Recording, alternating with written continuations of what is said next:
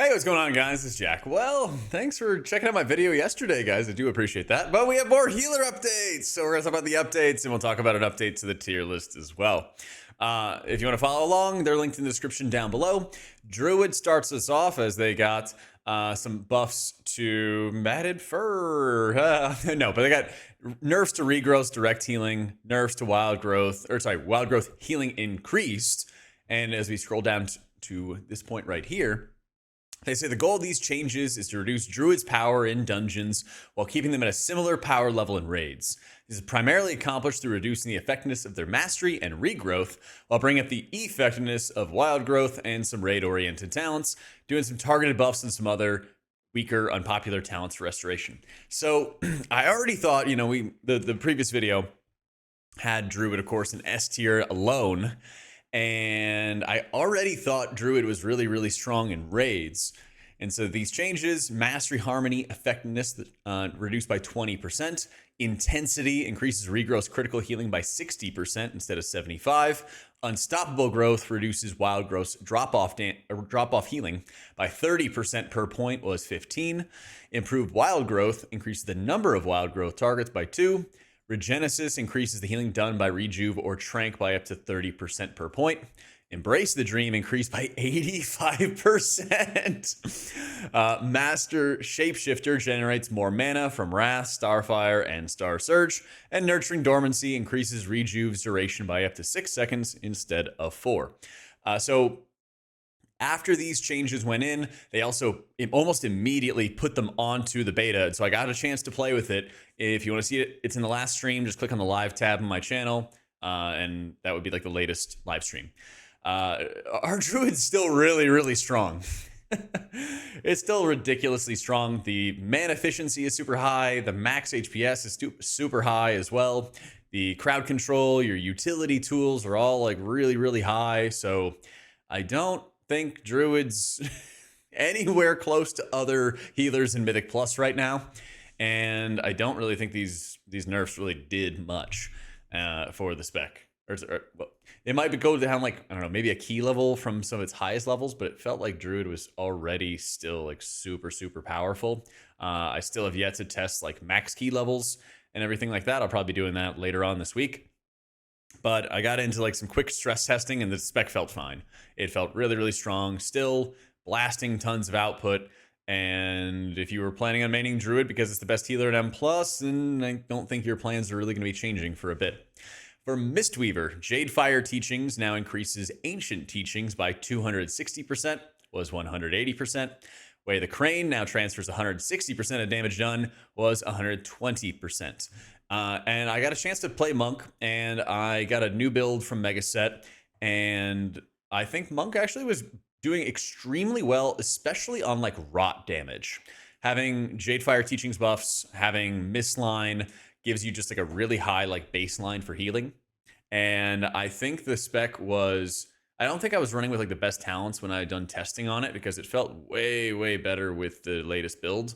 And I really liked how it was feeling, specifically in like the last boss of Winter Under Spire, because you have to basically deal with like a lot of ticking damage before you're clearing your stacks of your debuff. And it felt like when I was DPSing and having Mistline and renewing Mistspread for like really long periods of time, I just had like a really high amount of like passive output to keep everybody healthy. And then when I needed to, I could, lean on like Shayloons, and I could take advantage of, I swapped from going 1 minute Chi-Ji to taking Jade Bond, and that also felt really, really good. And I could play it a little bit better with mana efficiency. That was one of the things I looked at with like my own gameplay, was I was just like, when your shields expire, right, it applies Enveloping Mist. And so you want to make sure you just extend those, and then you start burning some mana to apply some more Enveloping Mist if you needed it. And I was kind of quick with applying more Enveloping Mist. So Monk's output was a lot better than I had expected. And I am going to be moving that on the tier list coming soon. Pally, we've talked about this before. Unfortunately, what they did with the beta changes is they put in these buffs for Flash Heal and Shock and all this other good stuff. And they're very good changes, but they still have not reverted Crusader Strike. So at the time of this recording, at least, Holy Shock has a reduced mana cost. It does more healing, but it also still has the longer cooldown because you still have Crusader Strike. So when they finally get rid of Crusader Strike again on beta, then I'll be able to test properly and everything. But I think Paladin's going to be really, really strong. I think these are exactly the changes the spec really needed. I've heard a lot of comments and conversation about like Lightsmith, and that's probably one of the first things I want to try is almost try like a Lightsmith Casterden type spec, because it feels like Wings in and of itself is not that good. Melee Wings is like okay, but you know, they'd had a number of nerfs for like Hammer and Anvil over the course of beta, and it never really felt like Melee Wings itself was really that powerful or really that great. But I almost wonder if you could run like a caster setup with Lightsmith. So that's something I'm going to try, and we're going to experiment around with some builds. But I do think, while I don't know specifically what build you're going to run, I do think the Paladin has extremely good output now. And the fact that you have some active mana regen, I think is always like a really fun game mechanic that I wish a lot of other healers had. So W for that. Unfortunately, a minus. Disc got nerfed again. It's like the fourth nerf now. And maybe I don't know, maybe I was too confident the first time I got nerfed. I was like, it'll be fine. But like, now I'm getting a little worried. Prompt Prognosis, which is your first Penance Bolt does more damage or healing, has been pretty heavily nerfed from 200% extra damage or healing to 125%. This is really relevant because if you're trying to do a lot of prio healing or spot healing, this is the ability that is really helping you push up health bars fast. Prophet's Insight increase your atonement healing from holy spells by 15%, which is not only a penance damage nerf, but it's also a smite nerf. Last week, they nerfed preventative measures for Oracle, which was penance and smite damage. And now they're trying to buff up Voidweaver by buffing up Collapsing Void, which is when your Void Rift explodes, and Entropic Rift, which is like your ticking damage. And here's the problem.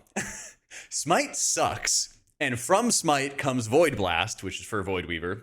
And so increasing like tick damage, increasing your explosion damage is like not that great.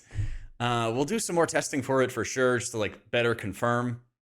But it's like difficult to get to like to the good talents that are really juicing up Smite, and they made them worse throughout beta. And you know, they buffed up like Shadow Mend over here, and it's super ineffective. They buffed up Shadower Death. I tried that today. That was also not very effective at all. It's really, really weird. So of all these things and all these changes, it's actually making your Void Shields feel stronger now. They're a larger part of your healing since they're nerfing more of your atonement output, which is also something I didn't want to have happen. I didn't want to have Void Shield just feel so powerful at the expense of your other abilities.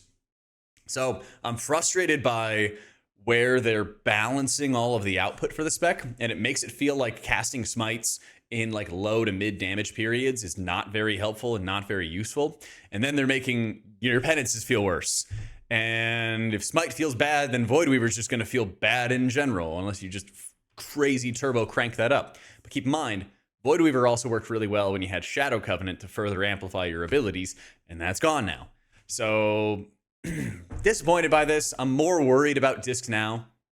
It kind of goes from like A to like A- ish, because it definitely feels like our 5-man output, especially now that they've changed that modifier for your atonement healing. It's no longer 100% more or 125% more in 5-mans. It's like this, I don't know, they don't give you an exact number. They just say, yeah, it does more healing at lower atonement counts without giving it like a lot of specifics. And I'd say it's feeling weaker now, and it's giving me a little bit of cause for concern. Holy Priest, this is, you know, the second just flat buff that Holy Priest has gotten. It was 10% 2 weeks ago, and now it's 8% more healing that it's doing. That's great. I think the problem has really been survivability and mana. And so survivability, I mean, you have to cast on yourself so much, and if you ever wanted to push keys as Holy Priest, you would basically need to be in a full versatility set to survive the damage, because otherwise you're going to make use of Restitution and your free res every 10 minutes on cooldown, because you are super squishy. You don't have Pain Sup, you don't have big shields to put onto yourself, you don't even have Power of Shield. Back when you did in War Within, it was just garbage as well. And so like, yeah, this is good. Like, hey, like Holy Priest getting more healing, but also mana is a crazy concern for the spec. You're playing Archon, right?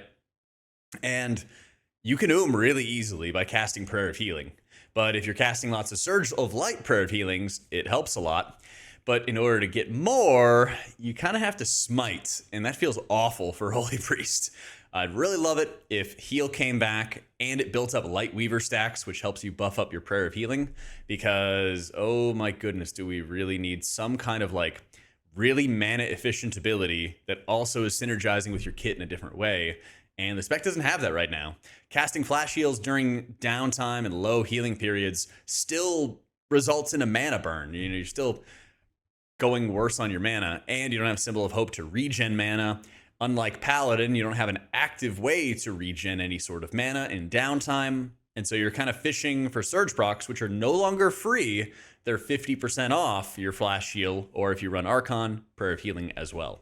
So yeah, they're giving Holy Priest attention, but not also what it really needs, and that's what I'm a little bit concerned about. And yeah, I think that's it. So, where's the tier list going right now? The questions we're all asking. So, this is the S, A, B, C, and this is the like, and this is the subscribe tier. So, Druid is still going to be in a position of its own by a mile, I think. And it's still going to be like top dog in Mythic Plus. It's still going to be owning.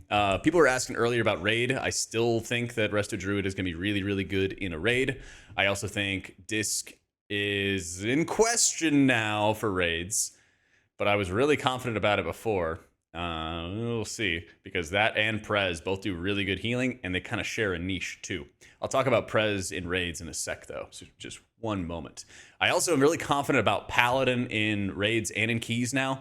We have not been able to try Paladin with its final form and like what they've been doing, but my hunch is that Paladin is going to be extremely strong once all the changes go in, once everyone's messing around with different builds. I think that there's going to be a world where Paladin is going to be like really high HPS healer, really powerhouse of like single target healing, great output. Definitely the downside of not bringing a buff that's going to help the group do a lot more damage. But you do have some talents that are doing more damage, and they did buff Shield of the Righteous and its direct damage as well. So we'll see. Shaman. I know I apologize for the Shaman mains. Basically, when I recorded the video and re-recorded it a bunch of times because there were a bunch of other changes, I missed out on the Shaman stuff. My bad. They revamped Ascendants, and I got to play with new Ascendants after they made the changes and after they got rid of Whispering Waves. The thing is, with Whispering Waves, they kept nerfing it in beta, so it was like almost not noticeable. It was not the same as what you experienced in like Mana Forge Omega at the start. So Whispering Waves was not feeling good. I kind of like the new Ascendants more because it causes your healing wave to always crit, and then it causes it to hit a second time, and it hits the second time for 50% value. So basically it's a full strength healing wave and then a crit healing wave that you're getting. That being said, Shaman is still like super cooldown centric, and if you don't have your cooldowns up, sorry, I just got back from eating. If you don't have your cooldowns up, you are like really, really weak. The problem I think is you're not super weak, but like you can't light your mana bar on fire to do more healing. You know, casting more chain heals doesn't really like get you anywhere. You're casting healing waves as fast as you possibly can, and you're never ooming. So I think that your ability to deal with burst is directly around your cooldowns, like Spirit Link and like Ascendance, and you feel strong there. And when you don't have those cooldowns, you're basically trying to just find out how you can best like just single target turret heal through a lot of your problems onto that one. Totemic felt good if everyone was like stacked in your totems, but like, you know, we all know that's not going to happen.